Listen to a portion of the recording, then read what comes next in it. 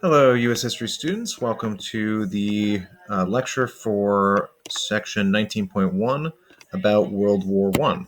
So one thing that's important to kind of realize about the First World War is that nobody knew at the time that it was going to be the first of two world wars. So consequently, it's got three titles that I can think of off the top of my head, so I wrote them down here. We've got World War One, which is what I will mostly be referring to as throughout this unit. But at the time, it was called the Great War. And right after it was over, because it was such a traumatic event for the world, people hopefully, in hope rather, called it the war to end all wars. Sadly, we know that's not the case. And I think you'll probably realize to some degree at the end of this unit why it truly wasn't the war to end all wars as much as people really wished that it was going to be because of how, again, traumatic this event was. Before I get too much further, World War One was between the years of 1914 and 1918, but there were decades of history leading up to it. So when you look at your focus questions, which one of which is what caused World War One, you have to dig deep into history. So one of the isms, and ism again is a word that is an idea behind World War One that caused it, was the idea of imperialism. So this is a map of the world empires, and as you can see, Europe has basically conquered the world. Um, you have a country like China, of course, that is theoretically an independent country, but even then, the imperial nations have carved up spheres of influence. These great countries in the Western Hemisphere under the United States are largely under U.S. control in a lot of ways, based on, and you would know that from our imperialism unit. The Philippine Islands over here in Asia, U.S. controlled. The French control most of West Africa. The British have almost a straight line down the African coast. Let me give a little pointer. There we go. Oh, that's a pen. Well, regardless. Okay, in any case. But the competition over these resources, the resources in these colonies, it gets more intense when there's no more colonies left. So once the Europeans can no longer fight over territories that other Europeans don't control, then they're kind of left to compete with each other directly, which is much more dangerous. So this is just an overall map of World War One. It is a world war. You saw on the last map the European empires, but the majority of the fighting and the majority of the people, including folks from the colonies. So the British, for instance, had their Indians from British India fighting on the Western Front, which is right over here. So there are two fronts in World War One: the Western Front and the Eastern Front, that are named as such. But all of the word front means is a place where battles are happening, a distinct area. Um, Most of what you may know already about World War One, which is trench warfare and the like, happened on the Western Front. The Eastern Front is a whole nother animal that is much less well known as far as Western and English speaking. The word is historiography, the study of studying history, because frankly, it was so devastating that most of the records of those events were destroyed. On the Western Front, videos exist, photography exists. The Eastern Front was much more dynamic. Villages would transfer back and forth between hands, and hundreds of miles of territory in this largely flat steppe, especially in modern day Ukraine, would change hands any given day. Very different war in the East. There's also fronts in Italy, in the mountains. Incidentally, if you've ever been to Acadia National Park, there are what are called the ladder trails there. And the Italian soldiers, to defend against the Austrians in blue here who were attacking them, they basically built these metal ladders up the sides of mountains. Up in Acadia, John Rockefeller, the robber baron, basically copied this after World War One because he thought it was neat, which is an interesting fact. Two alliances, you're going to need to know these. Part of what is confusing about World War One is each alliance has different names. So this is basically the two major alliance systems. On the right side here, we've got the Triple Entente, which the word entente is a French word that means alliance. On the left side in green, we've got the Triple Alliance. The word alliance in English means alliance. And so you've got two alliances of imperial powers fighting each other, each in an alliance called the Triple Alliance. This middle section is called the Balkans. And what that is not an alliance, but an area. Um, and so World War One, I'm just going to say this right now, the spark that causes World War One, which is the assassination of Archduke Franz Ferdinand, happens in Serbia. And Serbia is allied with Russia. And because Russia is allied with Serbia, and it's Austria-Hungary, by the way, that attacks Serbia, all of these different alliance systems get called into play. So another one of the causes of World War One, we've got imperialism, we've got this alliance system. Once again, just kind of another view of the war altogether. You can see that the Entente allies, as they come to be known later in the war, control much of the world. Go back to this slide. Whoops. The Triple Alliance becomes known as the Central Powers in the war because of their central position in Europe. So you've got Germany, Austria-Hungary, Bulgaria, and Turkey on the Central Powers side. On the Allied side, the main allies are France, Great Britain, Russia. Italy switches from the German and Austrian side to the British and French and Russian side. And then eventually the United States in 1917 will join Britain and France and Italy, but not Russia, because the US only joins after Russia leaves the war when the Soviet Union is created in the Communist Revolution of 1917. World War I is very complicated, but ultimately what this is again, it's the forces isms kind of coming to their natural conclusion. This is a video that's going to actually be a bonus assignment, so I'm not going to play it now, and you'll see the post at the same time this gets posted. So you have a choice of two focus questions. How and why did World War I happen? And how and why did the United States become involved in World War I? What I'm going to do with this video is I'm actually going to cut it after I answer the first focus question and post a second video for those of you that are interested in answering the second focus question. Nonetheless, you'll still be responsible for both sections of information, but it's a chance to kind of, oh, hey, I only want to work on this section bit about the U.S. I don't have to find where Garrett put that stuff in the video. Oh, another thing about World War I is all the monarchs are related. It turns out there aren't that many royal family members of any royal family. And so the three of the leaders in World War I, the Emperor of Germany, the King of England, and the Tsar of Russia are all cousins. And there are these adorable little pictures of them playing together as kids. I can't remember if I included them somewhere in here or not. But it's all very incestuous and very much about monarchy and about national pride in these monarchs, and they end up fighting each other even though they're related. Kind of like Europe, frankly. This is a propaganda poster. If you remember what the word propaganda means from maybe Mr. Wall or Mr. Lapine, it is basically, it's information intended to persuade. It doesn't mean it's evil. It's just meant to persuade. So you've got Sleeping Lady America here. Wake up. Civilization calls every man, woman, and child. And so presumably this is a recruitment poster, or at least a poster trying to advocate for the United States get involved in World War I.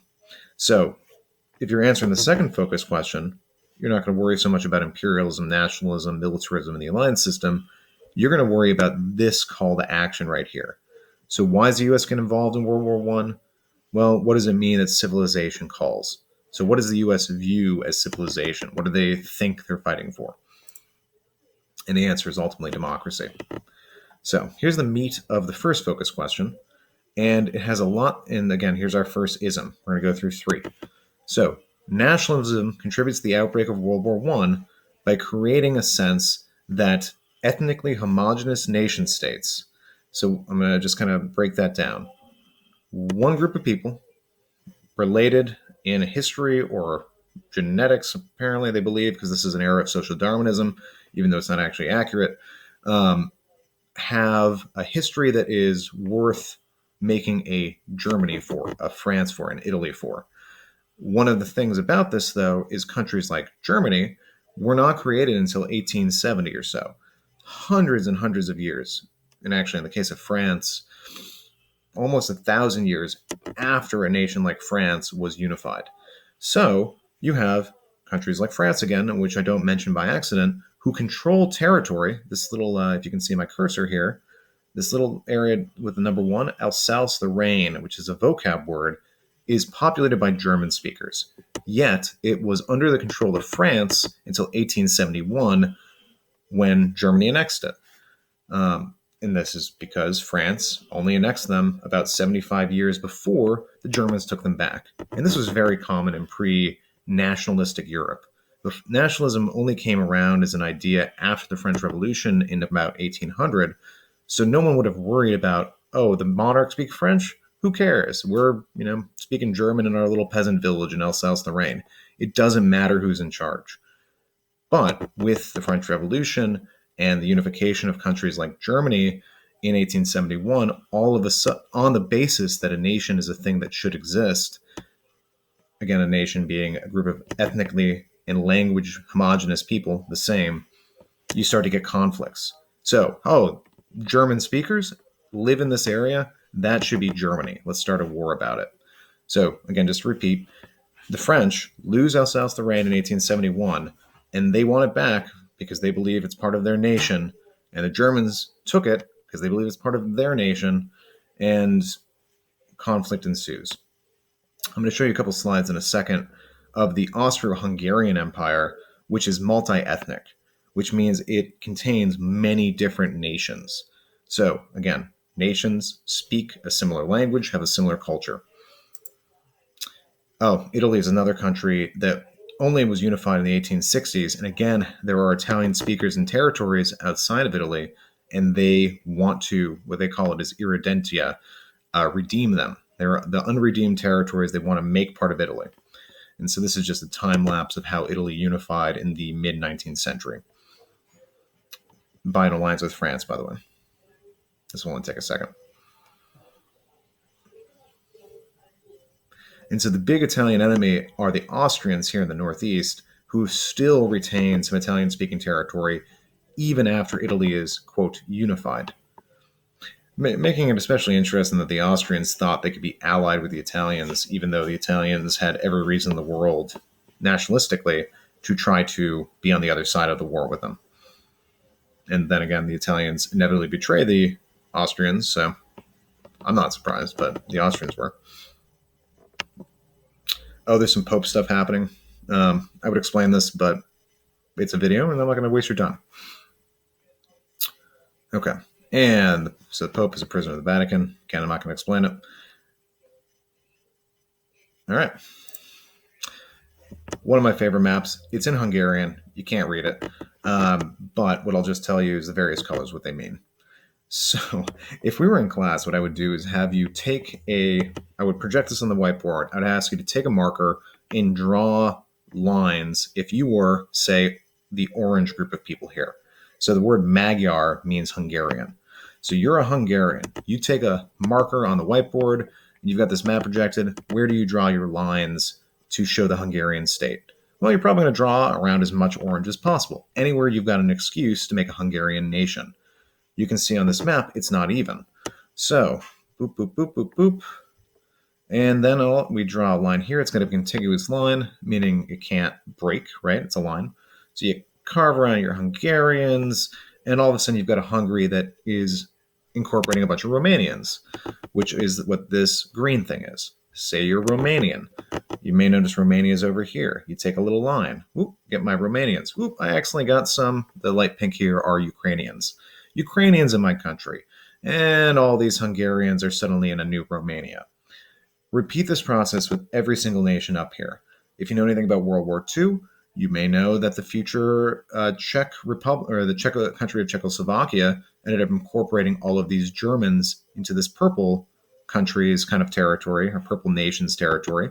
And that ends up being one of Hitler's excuses for invading Czechoslovakia.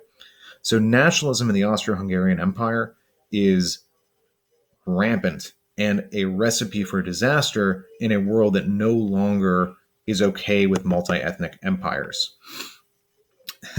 The area that's the messiest, by the way, is Bosnia. There's all these different colors. And surprise, surprise, the city of Sarajevo, which is right here in this red area, Serbian territory, is the place in which the war breaks out.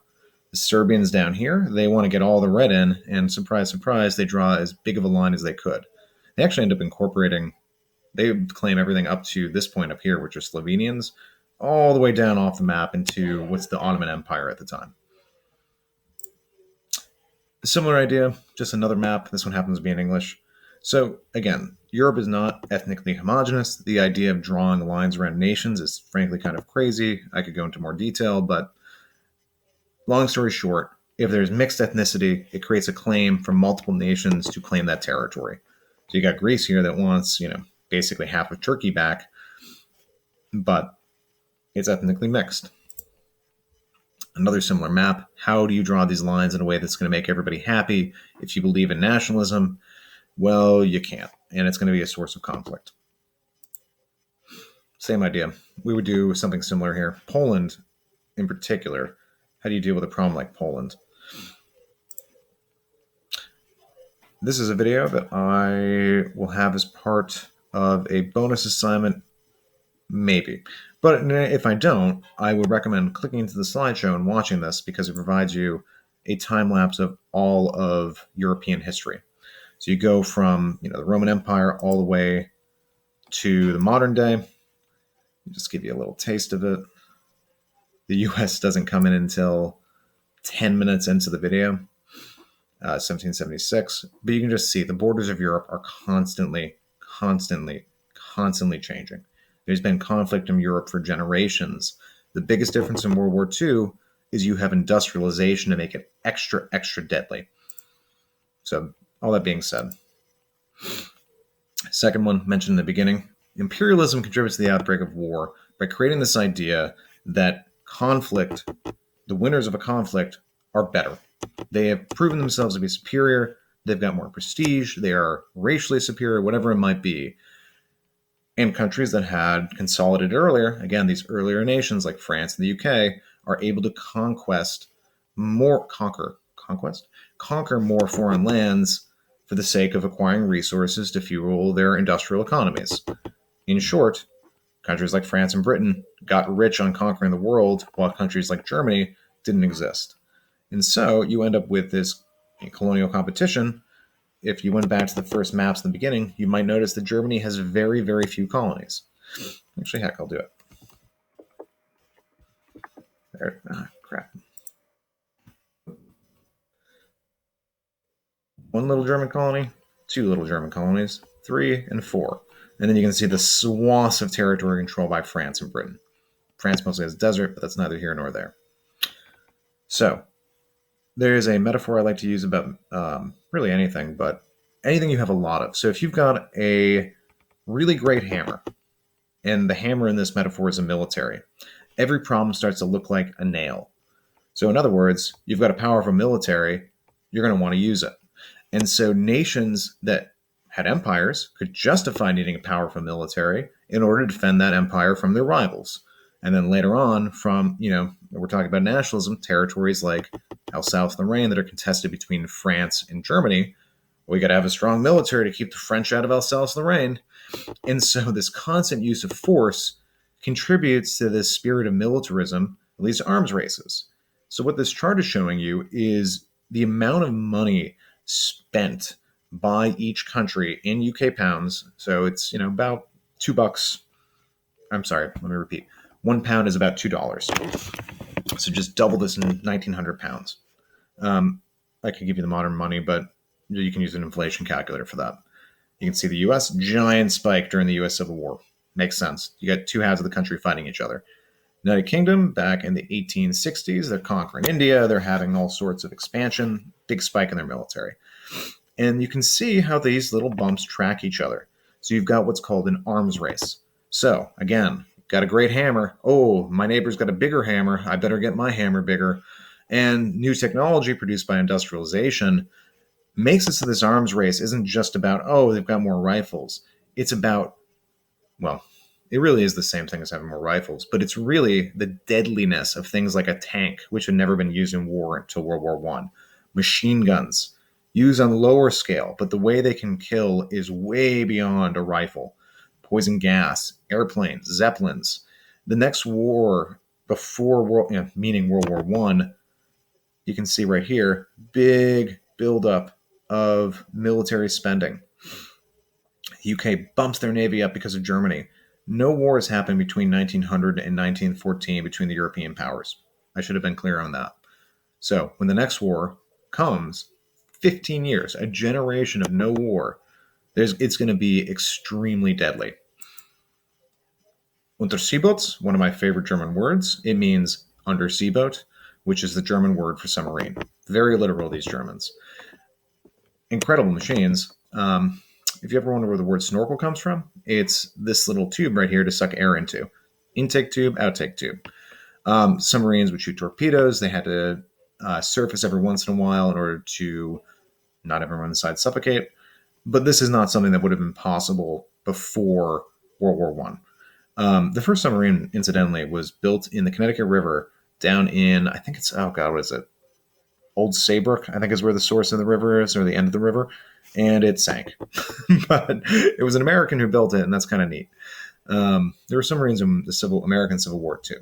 But the Germans had these things travel in what they called Wolfpacks, or wolf packs, and blow up ships without anyone ever seeing them. Tanks is actually a British invention, and it's a code word. So the reason a tank is called a tank is because it was a top secret weapon. So on the supply orders, in case they fell into German hands, the British referred to a need for more water tanks in order to hold potable water, meaning drinkable water for their troops. In fact, what they were ordering were tanks to roll over the trenches. And again, this is armored death right here. This is a Gatling gun, so a little bit earlier technology. This would have been used probably around the American Civil War, but it's a machine gun. You know, every one of those bullets, they get fed in at a rate that is just well beyond what a human hand can do. You know, an analogy I could give you right here is like, imagine, you know, drone warfare versus somebody in a airplane bombing someplace. The level of ease to kill is much, much higher with a machine gun than it would be with a regular rifle. This is what is called a railroad gun, and that is a gigantic gun owned by the United States. See little dudes inside? That is used to fire huge shells and only able to be transported by rail because the thing is so gosh darn heavy. So World War I, again, this is made specifically to kill, and it's gigantic. This was used to blow up German fortresses with thick layers of concrete. But again, imagine the impact of something like that. First war with airplanes, famous Red Baron, fighter races. This is a war with Zeppelins, which, in spite of what you've probably learned with the Hindenburg, did not just blow up as soon as they got hit by a bullet. That Hindenburg, which was in the 1930s, blew up because it was containing hydrogen rather than helium. Most of these contained helium. They're getting hit by hundreds of bullets and not fall down. So, our last ism, which isn't an ism, is the idea of the alliance system. So you're going to need to know this for the test. There are two alliances. There are the United Kingdom, France, and Russia form the Triple Entente. They become known as the Allied powers officially in 1917. When the U.S. joins, Japan actually joins in 1914, but much of South America joins with the U.S. The Triple Alliance becomes known as the Central Powers, and that is Germany, Austria-Hungary, and Italy initially. Italy leaves that alliance in 1915. They also didn't really fight with the Germans, the Austrians, because they hate them. And the Ottoman Empire and Bulgaria replaced them. So, the spark that causes World War I, this is directly part of the focus question, is the assassination of the Archduke Franz Ferdinand of Austria-Hungary, his wife Sophie, tragically, and the Mayor Sarajevo of Bosnia, which by an Serbian nationalist organization called the Black Hand. So, the Black Hand believes this territory of Bosnia, which is controlled by Austria-Hungary, should be part of Serbia, is legitimately part of Serbia. However, this is a really tragic story. Archduke Franz Ferdinand is going to become the leader of Austria-Hungary. He actually is going to give, when he becomes the leader, the Bosnian Serbs basically what they want: the ability to speak their own language, act like their own country, but under the umbrella of Austria-Hungary. This guy's killed by the Black Hand in Serbia because of this issue. This is where Serbia is. They want Bosnia right here, which is under control of Austria-Hungary. They kill the Archduke in an assassination attempt in Sarajevo here, the capital of Bosnia. So I'm going to actually leave this be. This is the Black Hand. They have one of the worst logos I have ever seen. This is legitimately the logo of the Black Hand. Super secret spy organization, assassins, all that. They got a poison bottle, a dagger, and a flag with a skull on it. They are lame. Again, how bad is that? This video, and I'm actually going to pause the screencastify for a second. So just taking a look at the time, I'm actually not going to play that video as part of this lecture, but I'll have it be, again, a supplementary thing for folks who are writing this focus question attached. So, the alliance system after the Archduke of Austria-Hungary is assassinated causes a chain reaction, which you can see in this really accurate cartoon, which actually is quite accurate. Austria believed that Germany would back them up in a war if Austria declared war on Serbia in revenge for the assassination of the heir of the Austro-Hungarian throne by Serbia. So, this little guy right here is Serbia. If you touch me, all.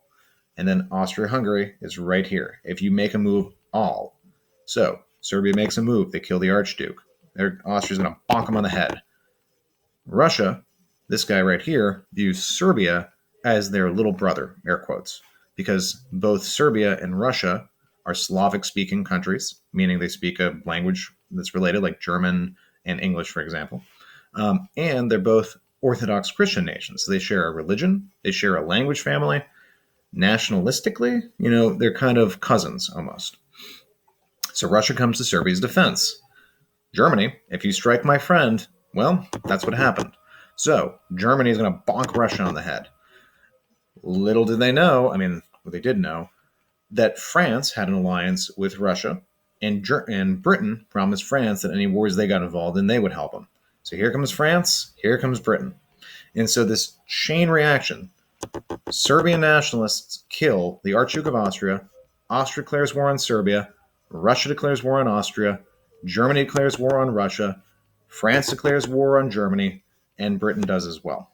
And then that's World War I. And by 1915, the Ottomans have joined Austrian Germany, and it becomes, by late 1914, and that's when you get your Central Powers. So these are Indian soldiers from the British Empire wearing gas masks on the Western Front. There's a bonus activity video on poison gas that you're going to have an option to do as well. I'd highly recommend it to get a flavor of what this Western Front's going to look like. But basically, it's a stalemate. Machine guns and artillery kill people in the thousands in minutes. And so unless you want to just have all your soldiers be dead, then you have to dig in, and defensive fortifications get built of varying levels of complexity. These trenches get filled with water, a dead body. This is in Europe in the winter, in the summer, and it goes on for years. And these are disgusting, disgusting places. Rats come out at night, things like that. The trench in between, the trenches are full of barbed wire. And lots of folks become casualties without even knowing they're going to become, going to be in danger. This is kind of a lousy resolution drawing of kind of what trench warfare could look like on one side. So you've got one frontline trench. Somebody goes up here. No man's land is just that because so many bullets and bombs go across. And, you retreat to and from trenches. And these go on for hundreds of miles. This one is actually probably a little bit better as far as an image is concerned, but you can see these zigzags, which, somebody jumps in the trench, you can hide around the corner. Monstrous hand-to-hand, brutal combat. This image is from an artist named Otto Dix, a German veteran of World War I, and it's showing the inhumanity and the terror. You look at these folks' faces, they are something out of a nightmare. Like this guy is literally reaching for the camera or the viewer. Potato mash or grenade, it's just war makes monsters of us all. And that's what this image is about. The landscape destroyed, it's not just war of man on man, it's also war of humanity against the world. And this is just showing the devastation of no man's land in an artistic fashion. This one is actually supposed to be this dark. You can see all the bodies. It's just this twisted, nightmarish, surreal landscape. So the artistic genre of surrealism actually comes out of World War One because, frankly, people are kind of freaked out. I'm not going to tell you what this is, but I don't know if you saw it right away. There are two things this is. It's supposed to represent. Um, I would love to have a conversation with you folks about what you see when you look at this image. Leave it in the comments if you happen to watch the video. The blind leading the blind after a gas attack. It's a visual metaphor for a tragedy. This video will be part of a bonus. And let's pause this. End of part one. See you folks. If you're curious on the end of part two, you will be responsible for all of it. But I'll go over this content in the second video.